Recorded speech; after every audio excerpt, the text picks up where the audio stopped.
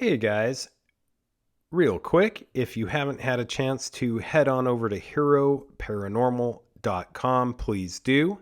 For the price of a boutique cup of coffee a month, you can access all the content behind the paywall, and there's a ton of it. It helps support the podcast, and I would appreciate it. Also, you can access all that on Patreon. Just search for heroparanormal.com. And very important, if you are listening to this podcast via YouTube, please like, share, and subscribe the podcast. It's the only way to break through the algorithm of control. The shadow ban is real. Enjoy the episode.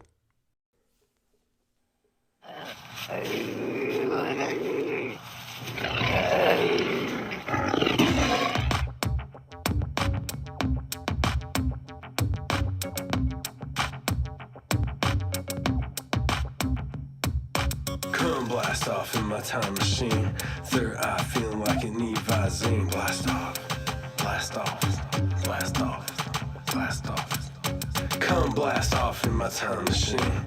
Third eye feeling like an Visine. Blast off, blast off, blast off, blast off. Blast off on another amazing episode of the Hyper Anomalous Esoteric Research Organization podcast, aka Hero Paranormal. Broadcasting from the base at La Madre Mountain just south of Area 51. My name is Ryan, the paranormal pontificator of the airwaves, bringing you an amazing episode today. On today's podcast, we have the amazing Karen Holton. You may know her from her 2 podcasts or being part of the Forbidden Knowledge News Network.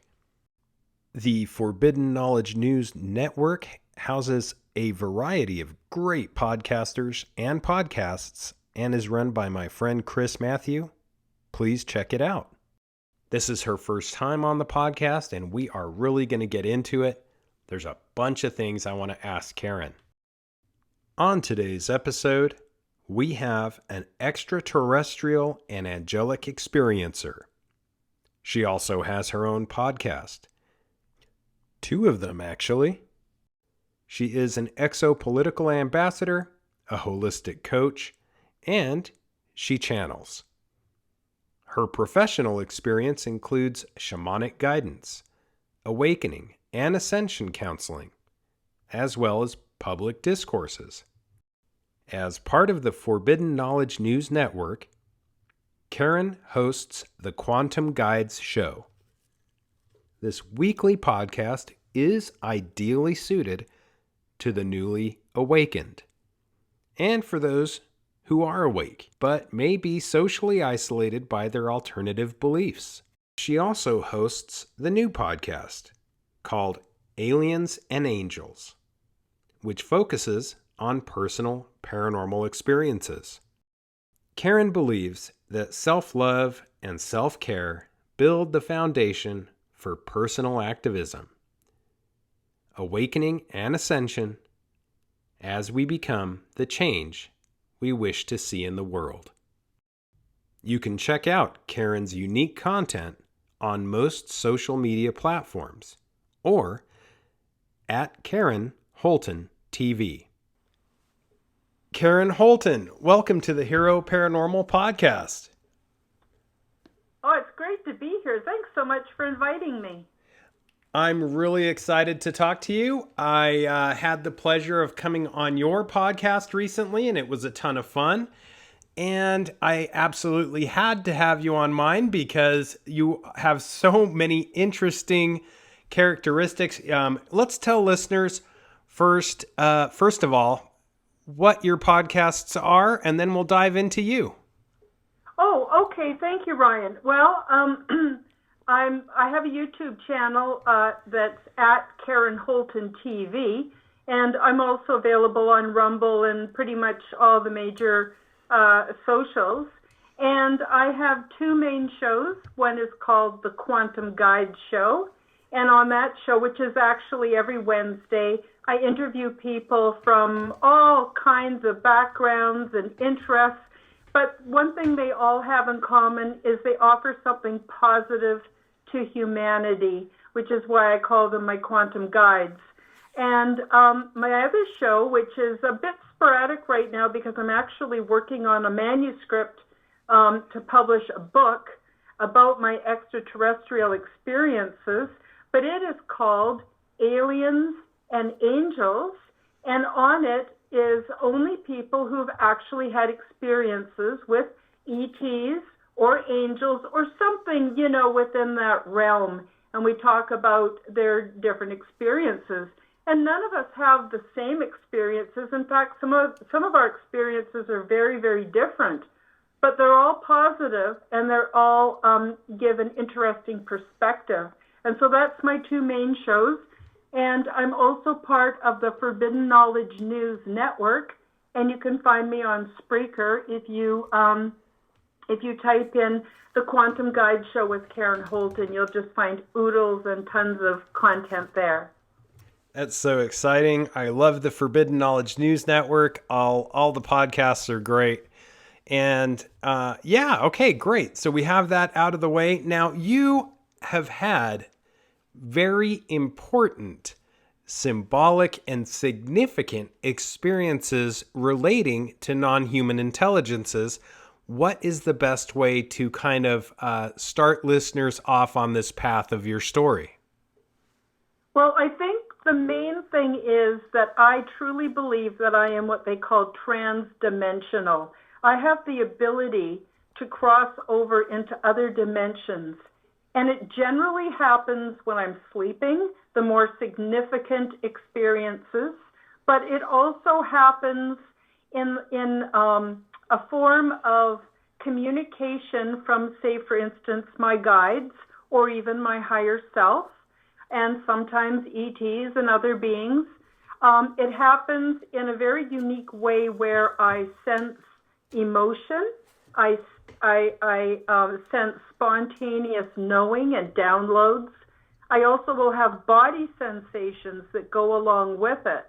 And although I rarely hear a voice, I don't have auditory hallucinations, I am well aware of the messages that I'm getting within my conscious mind.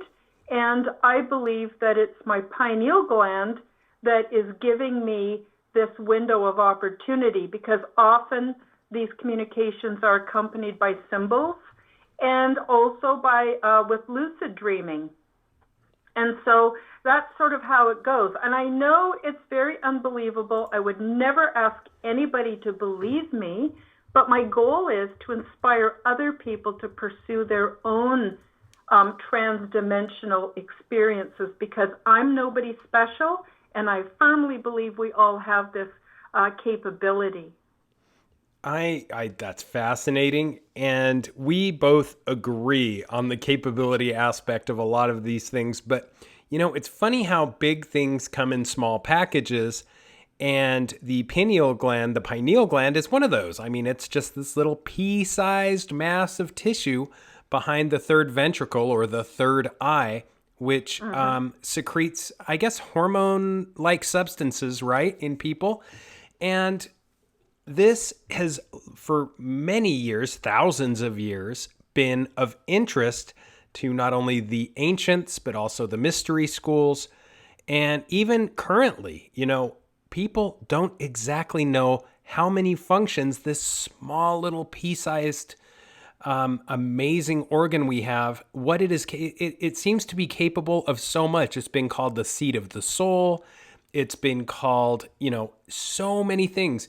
It does have a main function, but as far as physiology, people really have not completely understood how important it is and how it seems to be able to do all of these things which are impossible. Oh, absolutely. I've done a lot of research into it, and apparently the pineal gland is lined with rods and cones, and rods and cones are what we have in our retinas that allow us to have vision. And so what happens is there is a vision component to it, and our body will secrete gases and chemicals that produce shapes and all kinds of things. And I believe this is our interdimensional or transdimensional gateway to other worlds if we just give it a chance.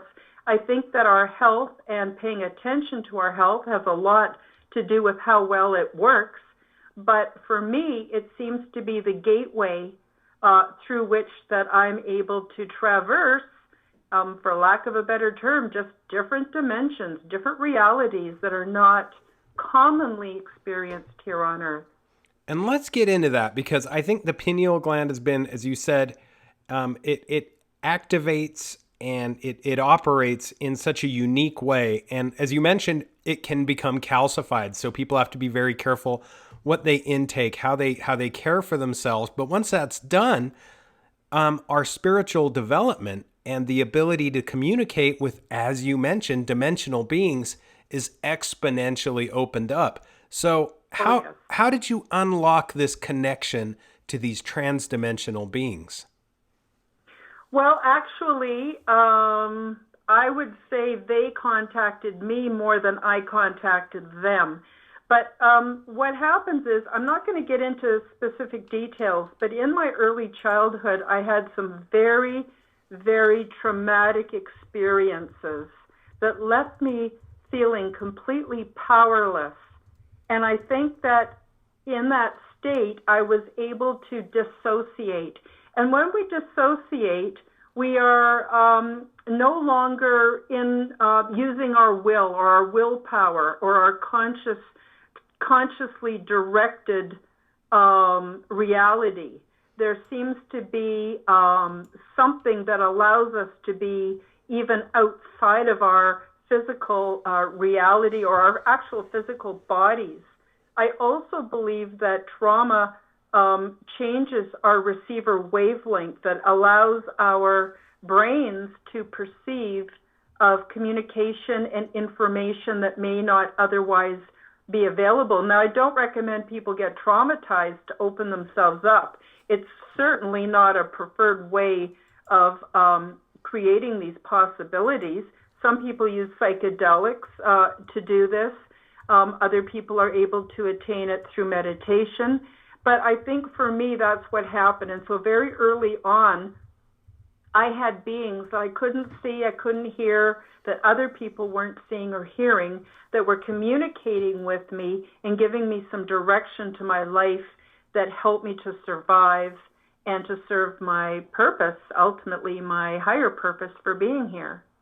Oh, that's beautiful. I love it. I love it, Karen. And you're exploring a bunch of topics that I find super intriguing. And as you said, nobody's going to condone this psychological torture of infants. But what we found through, researching things like MK Ultra, the CIA experiments, and other situations revolving around MK Ultra is they use many of the same pathways, such as psychedelics, LSD, usually on individuals who were unaware they were even being experimented on, but they very legitimately proved, I think, in my research, that this trauma, at least as a child, has a way of opening up extrasensory perception, especially emotional trauma. It has to do something with the displacement, I guess, but very, very interesting.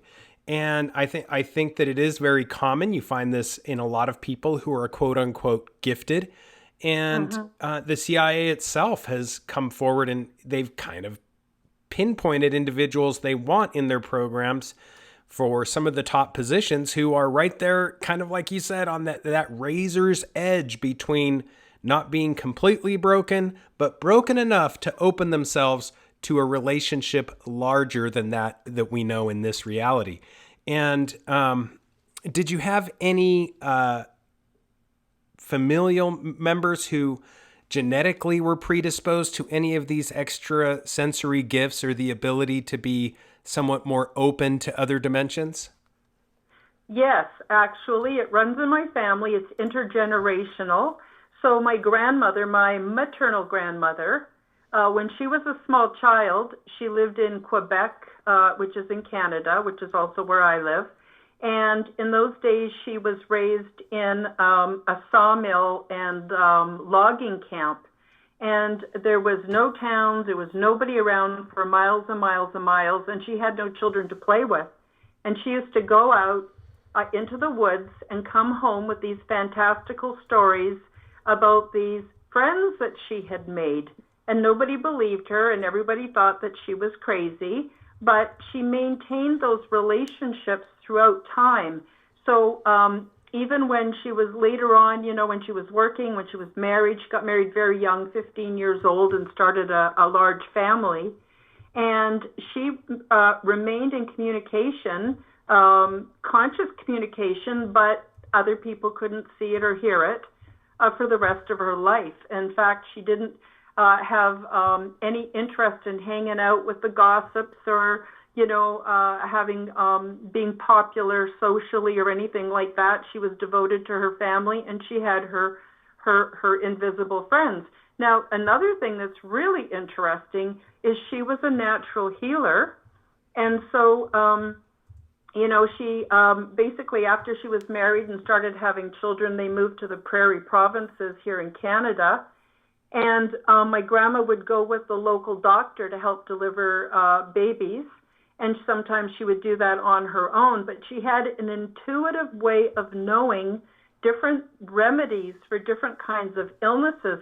Can I tell you about one really interesting experience that my mother told me about her mother? Yes, please. Okay, so there was a man that lived in the small town where Grandma lived at the time. And they had done some back surgery on him, and this was a long time ago. When who knows what kind of surgery they did on him. But he was in so much pain. He moaned and he cried out so loud that none of the neighbors could get any rest. And my grandmother, her invisible friends, told her what to do.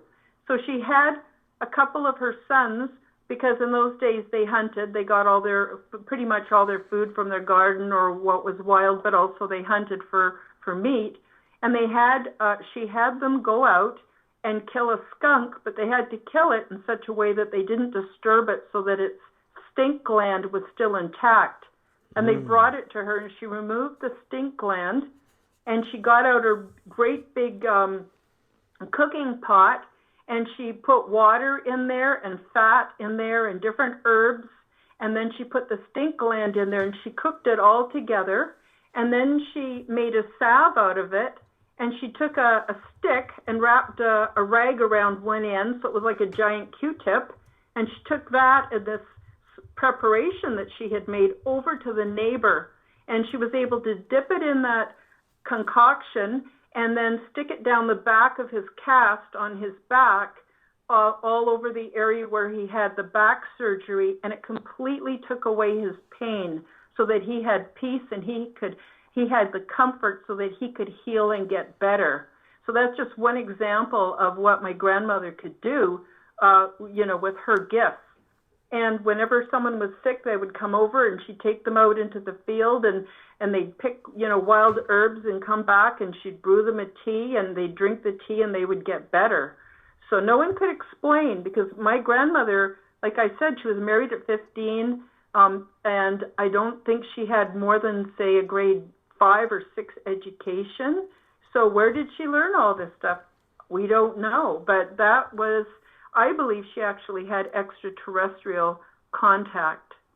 It definitely sounds like it. And this is amazing. Talk about diffusing a bomb, doing that with a skunk. And yes, I was looking at something out of a university, I believe in Wisconsin, where they were talking about skunk grease and rubbing it on people's chests as a medicinal formula. This is amazing. And yeah, if aliens exist and they're communicating, if we want to call them aliens, it's so difficult, right, with the semantics on this, but it reminds me of St. Francis's words, where he said, "Consider all creatures as brothers and sisters." Why can't we speak of extraterrestrials in the same way? So let's talk about them that way, as the others. If they exist and they are a somewhat different life form than us, how is it that, so many people have different experiences and different connections and rate them in so many different categories, in your opinion? Well, I think that everything is related. I think that, everything from Sasquatch to extraterrestrials to spirits, I think it's all part of a realm that we've lost contact with. And I believe that we live in a three-dimensional construct that has been quite literally constructed for a purpose of maintaining power for the very few and compliance amongst the very many. Now, I use terms like aliens and ETs and angels simply so that people can understand what I'm talking about. But what I actually think they all are interdimensional beings. And you're right, they're not that different than us. Now, the extraterrestrial experiences that I've had, the beings are very much like us, but they're not a homogeneous group. Like, for instance, here on Earth, we're part of the human race. And so there's huge diversity in skin tone, eye color, width and length of noses, shapes of ears, you name it, height, weight, it goes on and on. Well, the same thing is true for extraterrestrials. There's great diversity amongst them, but they don't look that different. And I've been told that we're all of the same species. We were created, which is interesting. We're all of the same species, but we're different family lines. We're different races. So they literally are our distant cousins. This is fascinating. I love this type of stuff, Karen. So many people have reported memories of being contacted or abducted or childhood dreams about aliens. And, when I was a child, I guess I was kind of a weird kid. I had a recurring, very vivid, it almost didn't seem like a dream. It felt like I was going back in time and seeing something over and over again. And I'm 48 years old. So just to put it into perspective, I remember looking down, it seemed like through the clouds, and I was around a table with others who were obviously my elders in that they knew a lot more than I did. And it was sort of like I felt like I was picking out my life. And I remember that the weird thing that I remember as a kid is that this table it was round, and it looked, maybe it wasn't a table at all. Maybe it was a porthole. I don't know. But it looked like the top of an iPhone now, which back then, that technology didn't exist. But I remember like the glass and the seamless connection to like metal, and there was no edges. And it just seemed very surreal at the time as a child. But in your experience, when kids have these dreams where they feel they're interacting with something non-human, what do those associations mean?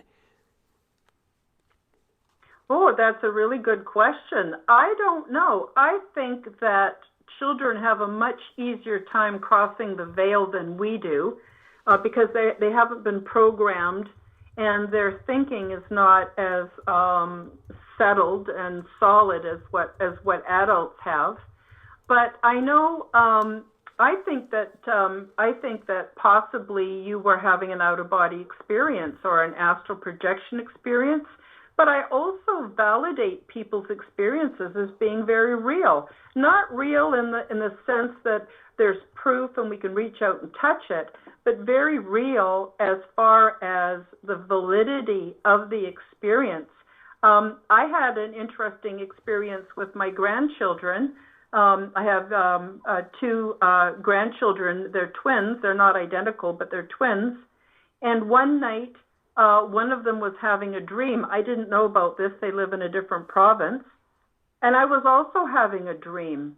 And I was dreaming about one of the children, and I was communicating with them. And we were laughing, and we were just sharing space and time in the sort of dream state, because I was asleep and the children were asleep at the same time. And then my mother, who's passed on, came to us, and I introduced her to my granddaughter. And the next morning, my daughter called me up and said, "Mom, did you have a dream about my daughter last night? Because she was talking in her sleep, and then this morning she was telling us that she was talking to you. And I said, oh, yes, absolutely. And I introduced her to my mother, which is my daughter's grandmother, who's passed. And I said, they seem to get along really well. And she said, this is blowing my mind, because she said my daughter was, in her sleep, she was saying, oh, that's blue and that's red and that's pink. And in the morning, she told my daughter that this older woman, that she was visiting with me and this older woman who was showing her all the flowers she used to have in her garden. So that's pretty cool. Yeah. And these dreams, it almost seems as if dreams allow our brain to access other dimensions. And that's kind of where my next question is going, is when a person travels to another dimension, that power to travel is, in your opinion, ultimately this has to do with consciousness, but is it something complex, or do you allow it to happen? I think that, at least in my experience, Ryan, I can't speak for other people, but I think in my experience, I'm open to it and I allow it to happen. Now, another thing that's interesting is the whole time displacement. For instance, back in around 2012, I had this experience where I went to bed at night in my bed. I would wake up in the morning in my bed, but while I was asleep, I was off-world on a huge, massive spaceship that I call the Big Ship.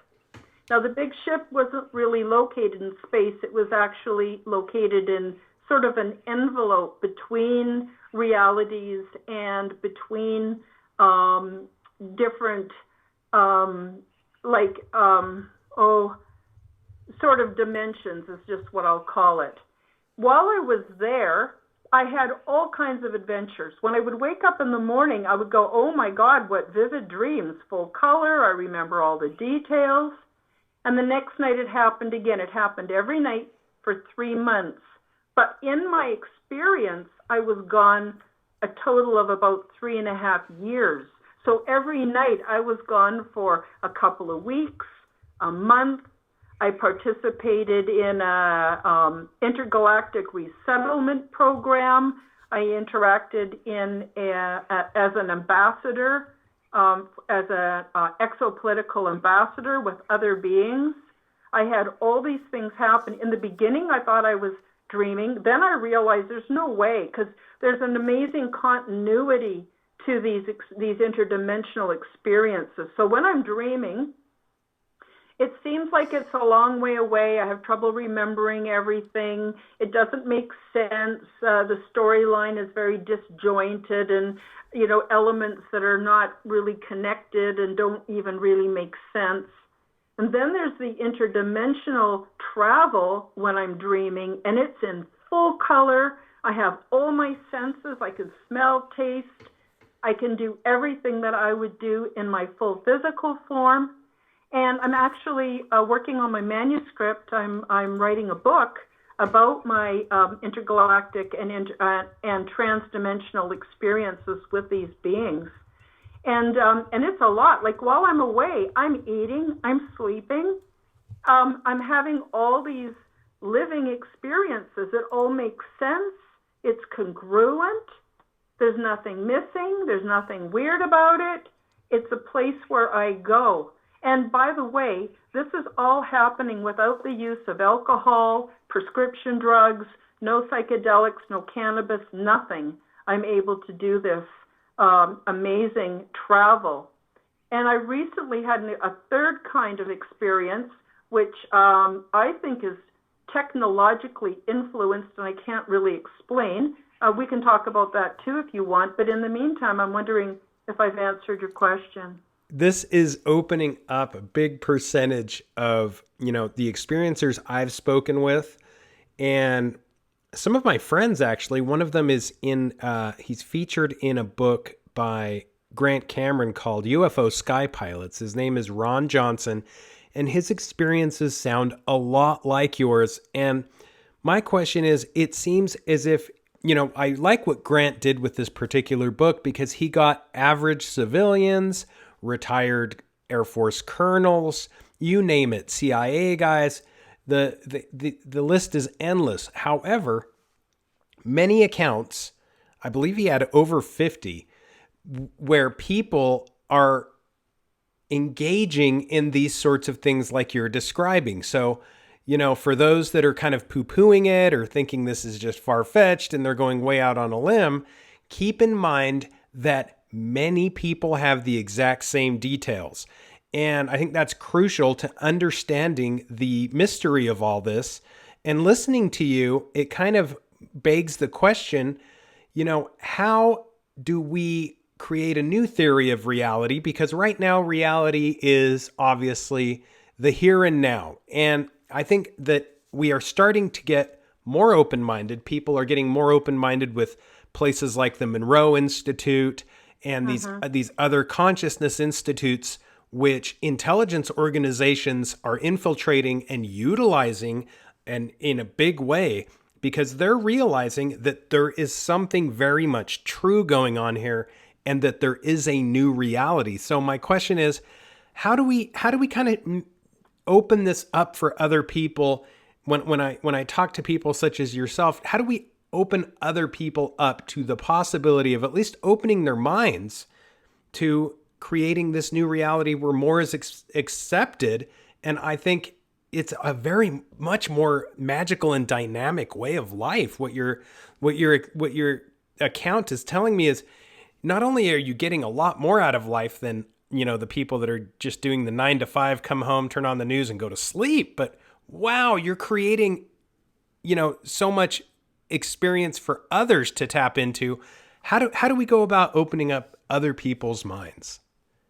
Well, I think we take baby steps because there's a few things that, in my opinion, and this is just my opinion, Ryan, please, please don't, take this as full fact or the full truth by any means. But I think that certain things have to happen. First of all, I used to go to religion. I went to a lot of different religions. I even spent quite a few years as a Jehovah's Witness because I knew that there was more than what the 9 to 5, mainstream lifestyle had to offer. I had a firm believer in what I call God or universal consciousness. And I always believed in that. But actually, my true full experiences, my angelic encounter, my extraterrestrial experiences, my out-of-body experiences, none of those things happened until after I left religion. Now, I'm not trying to say religion isn't good. If the listeners have religion and it's working for them, great.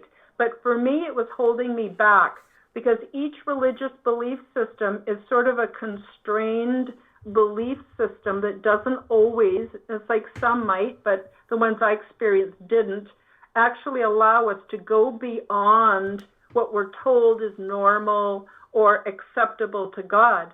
So it was after I left religion that I was able to start expanding my mind and go a little further than what I could go within, I guess, religious dogmas. There's that. The other thing is we need to take good care of the physical body. I believe that this is actually an energetic temple. And until we take good care of it, we can't hold the kind of frequencies and energies that we need in order to have these interdimensional or transdimensional experiences. Now, another thing that's happening is, and it's beyond the scope of this podcast, but a lot of people, including me, I used to go for psychiatric help because I thought that I was mentally ill because of the experiences I was having. And of course, the psychiatric industry validated that and gave me all kinds of pills that I feel shut down my innate gifts. So I'm not telling people to stop taking their medication. Please, I don't mean that. I'm just saying this is how it was for me.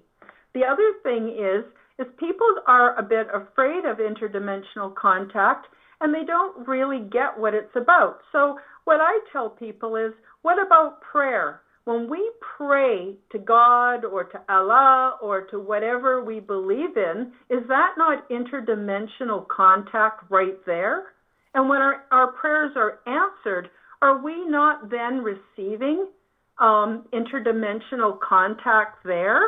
And once people start to understand that, yes, indeed, this is transdimensional communication, they can then take baby steps towards a greater type of interdimensional travel or understanding or communication. So I also, getting back to the temple body, a lot of people think, oh, it's just a meat wagon. No, it's not. It's got an intelligence all its own. Anyone who has had a baby or witnessed a birth can tell you it has an intelligence all its own that has nothing to do with our conscious mind.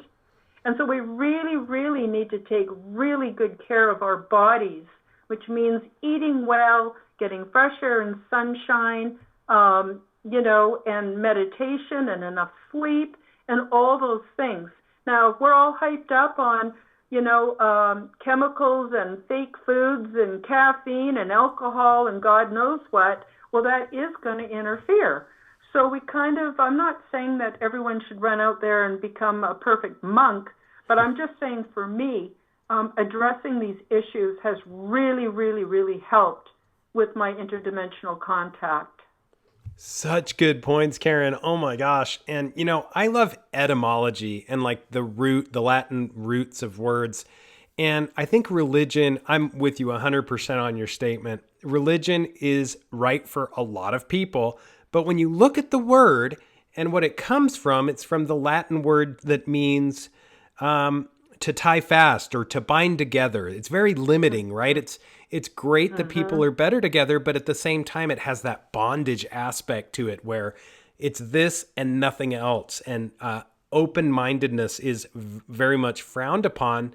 And I find it's very interesting that you look at the word, at least, in Spanish. I was born in Costa Rica and I moved to the United States. So English is my second language, but in Spanish, the word for UFO is ovni, O-V-N-I.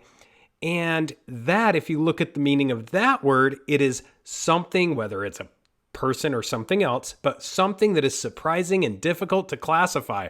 And I think that's exactly what we're talking about, is something almost omnipotent, something difficult or surprisingly difficult to classify, much like spiritualism. It's very hard to put these big terms in small human words. And I think it's super interesting that your experience with all of these things, if anything, has given you more vision, more sight, more utilization of that third eye. And my question is, when engaging with non-human intelligences, have you ever come across those malevolent ones? No, I never have.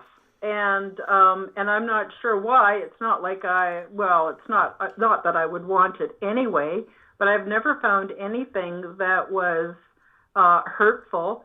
Now, I have sensed energy presences that gave me the willies or creeped me out, and I just give them the swerve. No, that's the other thing. I believe that I am mistress of my own domain. So I believe that my realm is my realm, and nothing can enter my realm without my permission. And I have a very strong belief. The other thing I wanted to say, too, is Holy Spirit. Now, Holy Spirit can be called prana. It can be called subplank in quantum physics, where everything is an amorphous state. It's not yet manifest.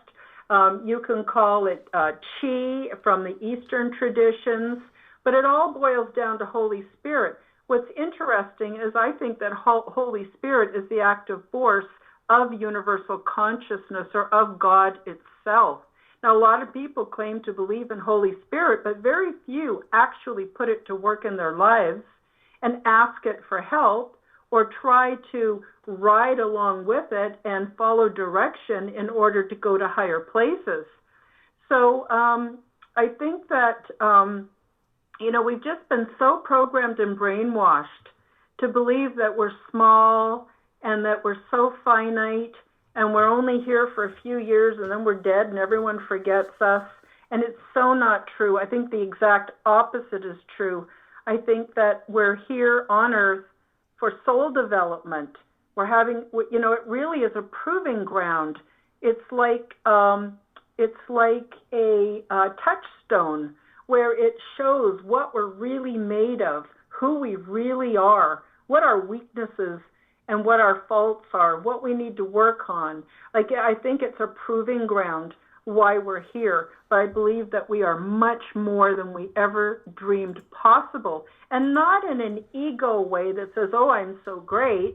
No, not at all. Actually, it's humbling. The more you know and experience transdimensional realities, the more humbled we are, and the more we want other people to have these experiences, because it makes life so rewarding. So we can then stop, turn off the news and things like that, and just spend time in the blissful peace of being alive, being human.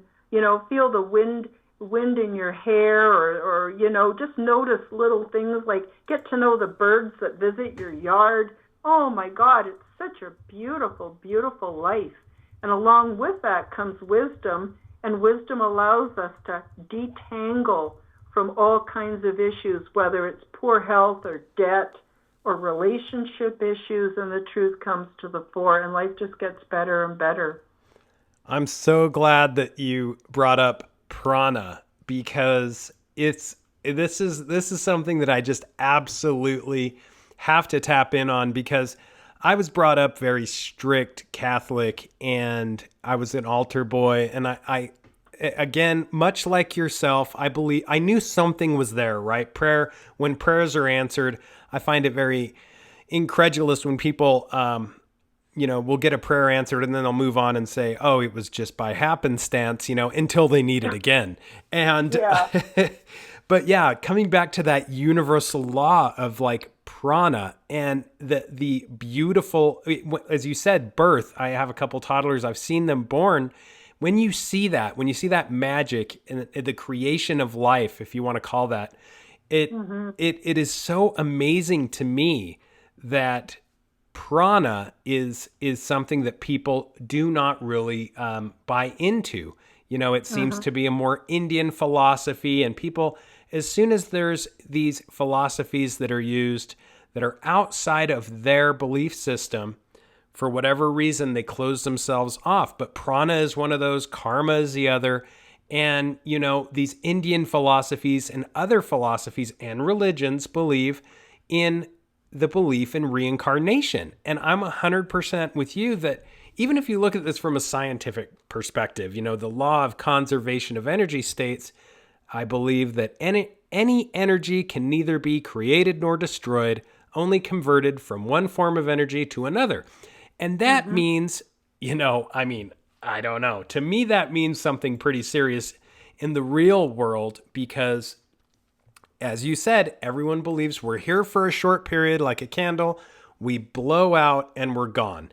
And that does not, I think that's very dismissive and kind of the magic of life, right? That spiritual spark, that divine spark that we all have, very dismissive of the possibility that there's more to us.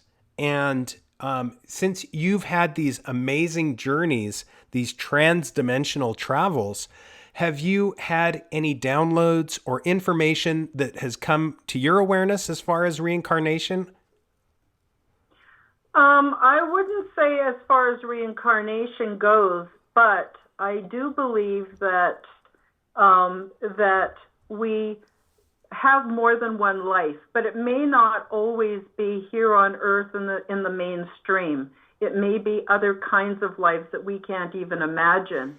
Sometimes quite often, I don't ask specific questions like that, because the answer is big, really big, maybe even bigger than what I could put into words.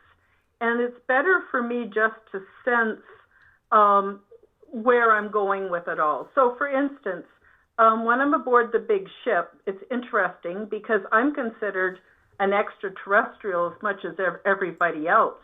And apparently we've spent time, filling roles in all kinds of different dimensional realities. I have received many downloads. One download that's most specific is the information that I got and I used to put together a program called Quantum Health Transformation. That's just the words that I used to describe it. And I divided it up into 9 steps, and I have it for free. It's absolutely free. It's available on my website, and I also have a playlist on my YouTube channel. And I've done the 1.0, the 2.0, and now I'm working on the 3.0 version of it. And it teaches people how to wrap your head around interdimensionality, how to protect our bodies, how to detoxify, how to open our minds, how to make spiritual contact, how to form our soul team. A lot of people don't realize we have full choice in the soul team that we choose to serve us and to work with. And it took me years actually to downstep it because it came to me in an instant. And I got to tell you, that's the other thing I want to mention here is that, when I had the experiences with the ETs or even my angelic experience or even the download that I just talked about, it leaves me in a state where I'm not a good fit for mainstream society. I'm like obsessed with the information, with the experience. It takes me quite a long time to sort of unpack it, to make sense of it all. I'm not sorry for any of it. I love what's happened to me and the position it's put me in. But I found that even with the Quantum Health Transformation Program, it took me years to really unpack it because it comes in a very highly symbolic and abstract form. And then I got to downstep it into common language, common concepts that everybody can understand regardless of education level or spiritual belief system. I mean, unless, of course, it's in English. That's one thing that is, a restriction of sorts. But all the information I get just points out or indicates that there is so much more, and that transdimensionalism is in fact a reality and available to all of us. Sorry, I get all over the place a little bit when I'm trying to take all these ideas and give them to you in a vocalization. So I don't know if I answered your question. I love it. Absolutely. And I love your words. It's answering all the questions that I'm interested in, and a lot of people are interested in, I think, many people wonder, how is this possible? Why are we here? What's life about? And it sounds like this quantum health. Quantum health transformation is what I call it. Yeah. And I called it that like a long time ago, 2013, long before a lot of these other quantum programs were developed and came out. So it is originally the information that I received in a download.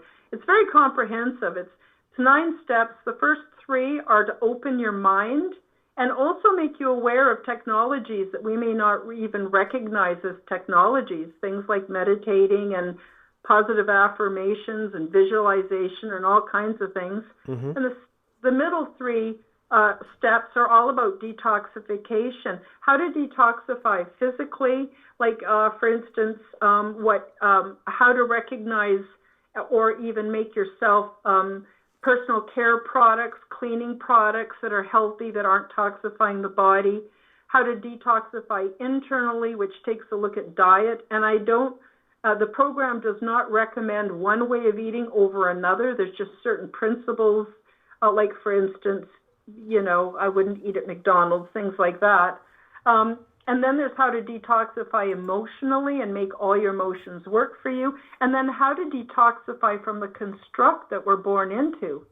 And then the last 3 steps are how to boost your manifesting capabilities, how to form your soul team.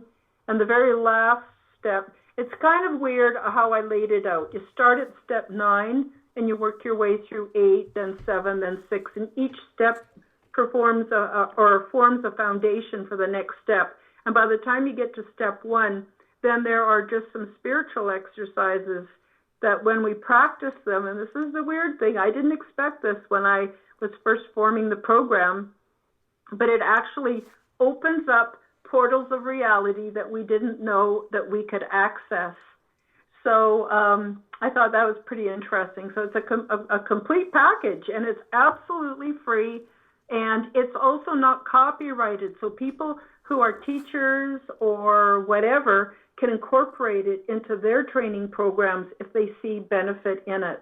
And it's not the only route, but it's a route, and it's free.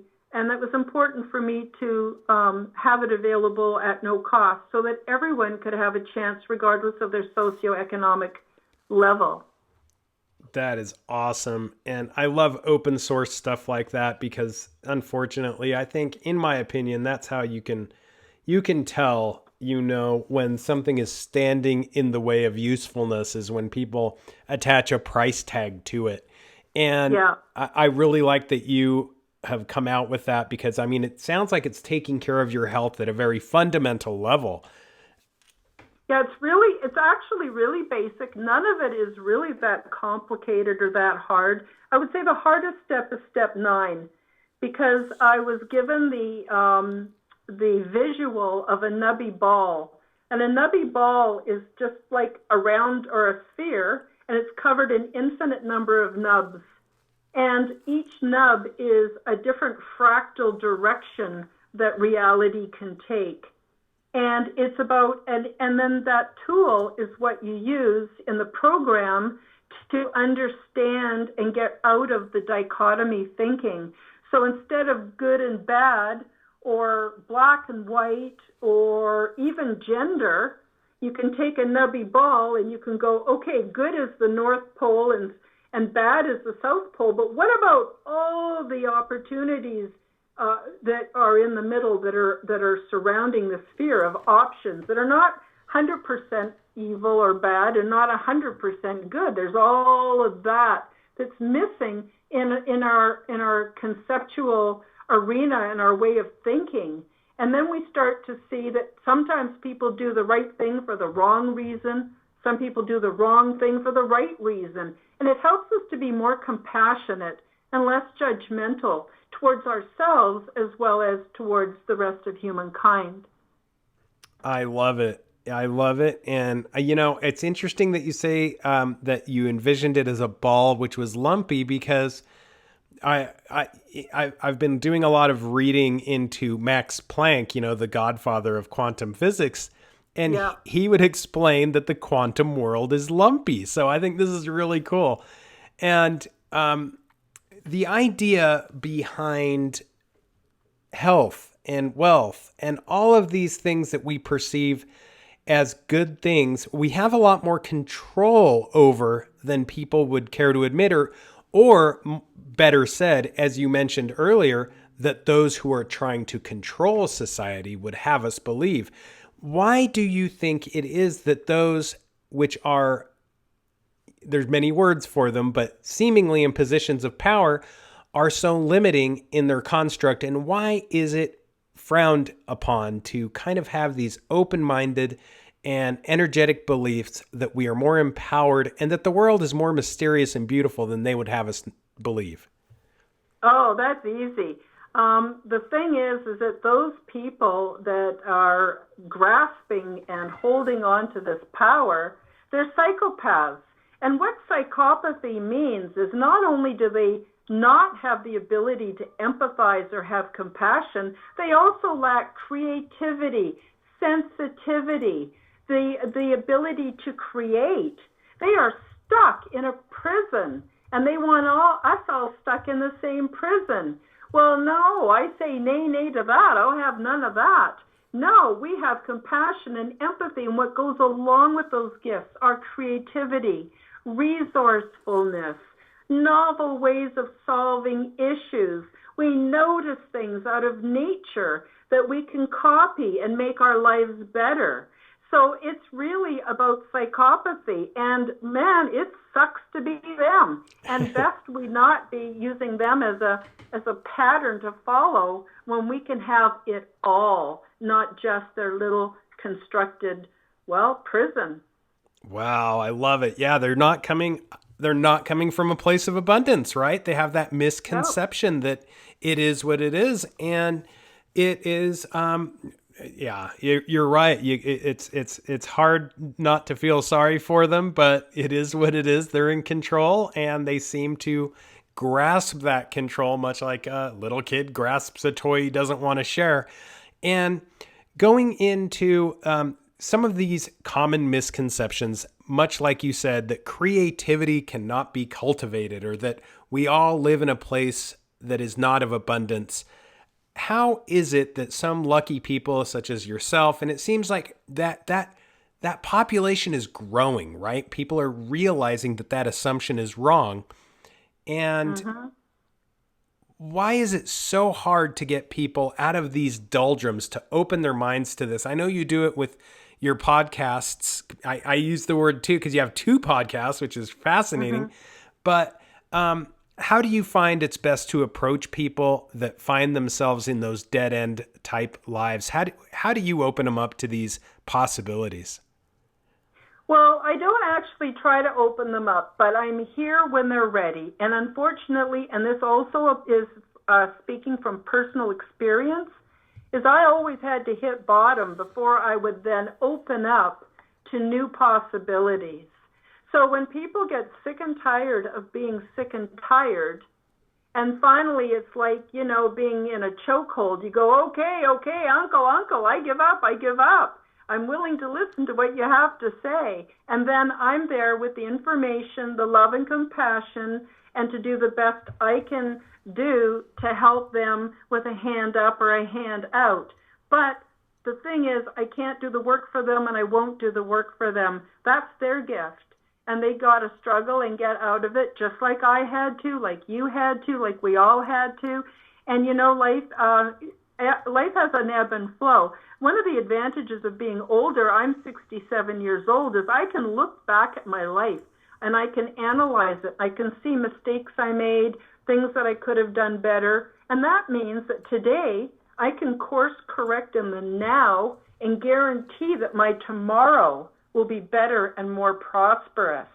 And I've got the advantage of the years behind me that I can do that. So if other people want to believe me, they don't have to wait till they get old. They can start course correcting. And unfortunately, what happened for me and what happens for most people is we have to go through a bit of trial and tribulation. And it can be called the hero's journey, where you step out on your journey. People can Google the hero's journey. It's a very, very common and not hidden concept. And you step out on this journey and you leave the mainstream or the same old or whatever, and you step out. And if you look at it as being the process of being like looking at a clock, so by about the 3 o'clock position, you're stepping out from the mainstream reality into the unknown. And it's scary, and you find some help along the way. And generally by the 6 o'clock position, we find that we're in a very dark place. And that's where we're going to do the dark night of the soul. And we all got to go through it. And at that point, we stay there only as long as we need to until we realize, I've had enough of this. This is bullshit. I'm stepping out and I want something different, something better. Then we start to come out of it. We gain more insights, more friends. We start doing things differently.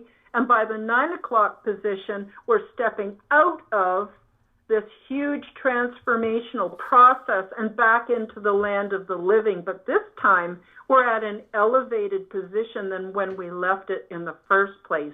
And this is just like a spiral, and we go round and round throughout our lives, and we get better and better and better. And pretty soon, oh my God, life just gets so good.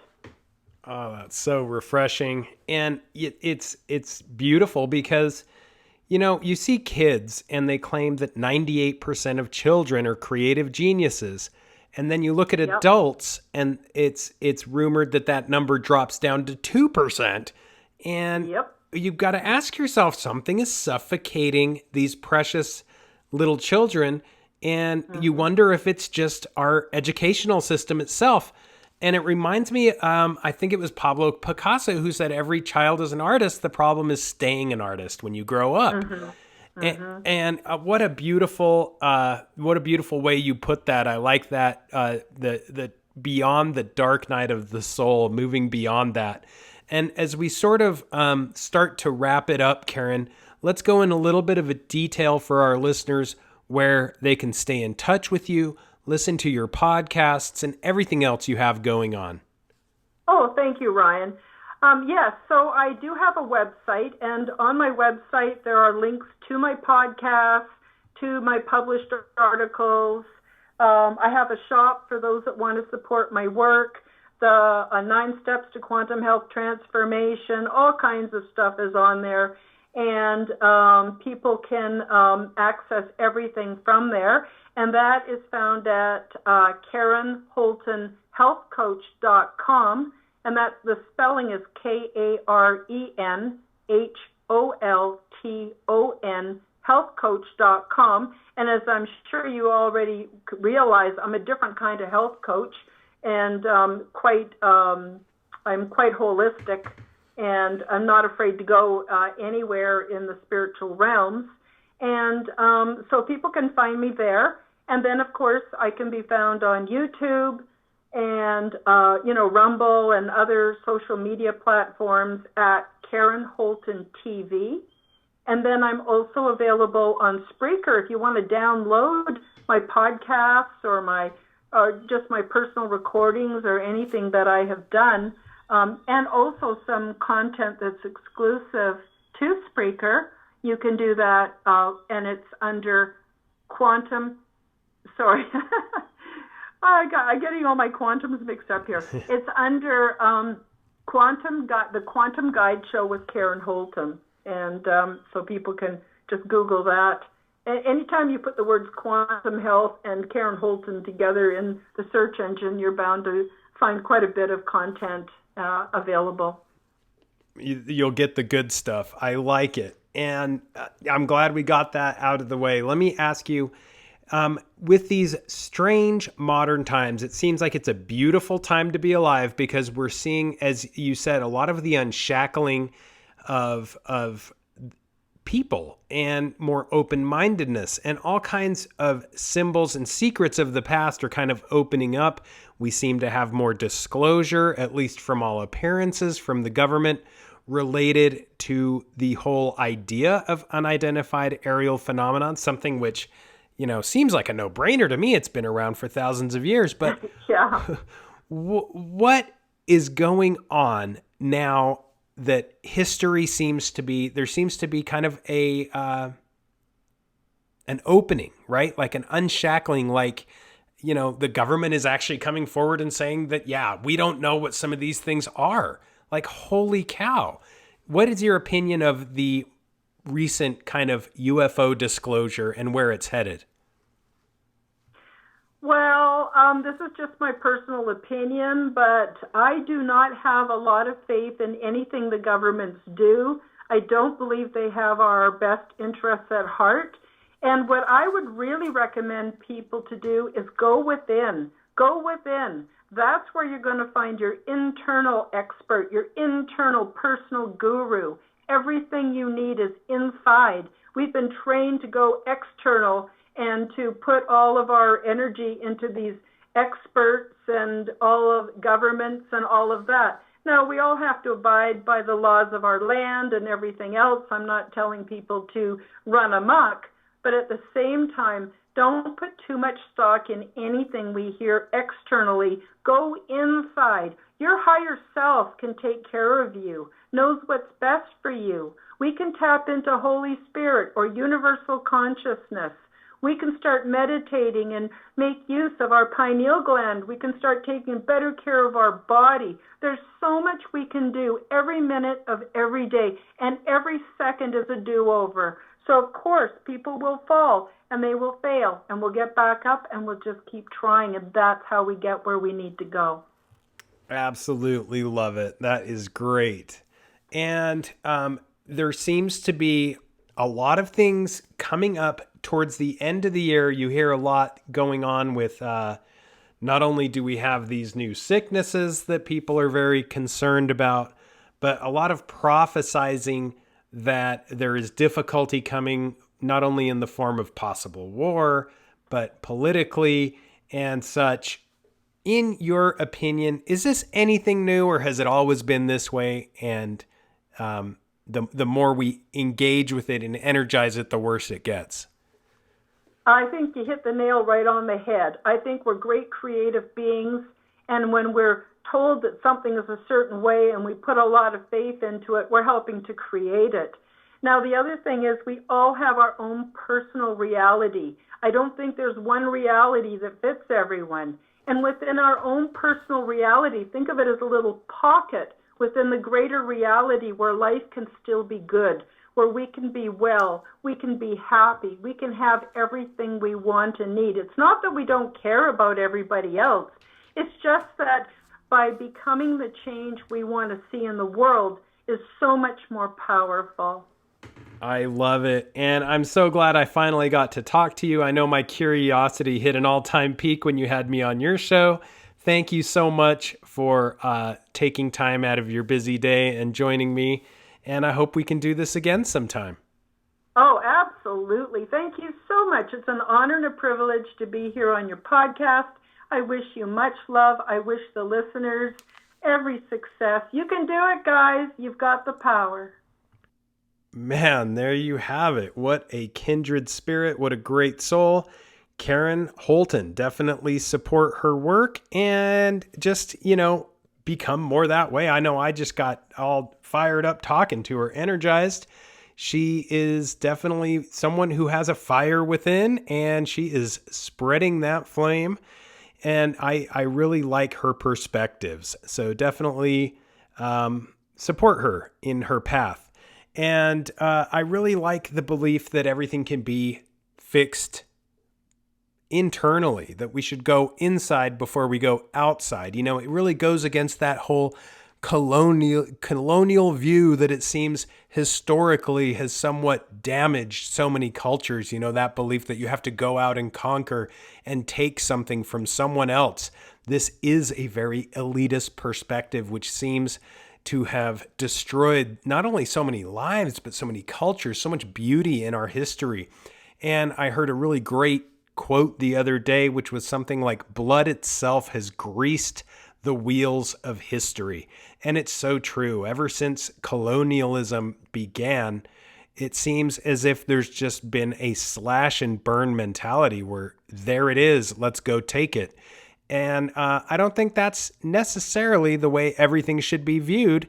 And we should be coming more, as Karen said, from a place of abundance. Everybody wins. Let's make it a win-win. And while we're on the topic, join the winners. Head on over to heroparanormal.com. If you haven't been there, check it out. For the price of a boutique cup of coffee a month, you can access all the content behind the paywall. And there's a ton of it. You can also access that via Patreon. Just search for Hero Paranormal. And if you're listening to this via YouTube, please, please, please battle the demon Al Ghul. Go against the algorithm and like, share, and subscribe to the podcast. That's the only way you can help me break through the algorithm of control. The shadow ban is real. And until next time, keep your eyes to the skies, feet on the ground, but don't forget to take a look around.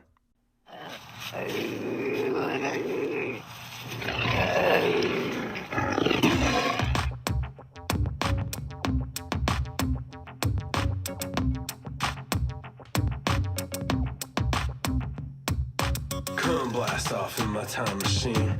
Third eye feeling like an Visine. Blast off, blast off, blast off, blast off. Come blast off in my time machine. Third eye feeling like an Visine. Blast off.